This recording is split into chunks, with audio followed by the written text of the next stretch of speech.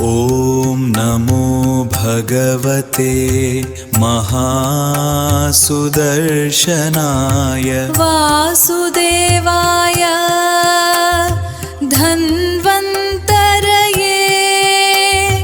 अमृतकलशहस्ताय सर्वभयविनाशाय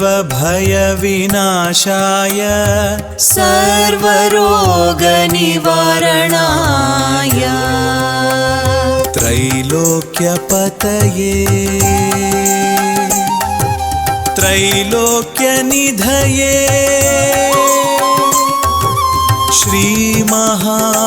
श्रीमहाविष्णुस्वरूपा श्रीधन्वन्तरि स्वरूपा श्री श्री श्री औषधचक्र नारायणाय स्वाहा।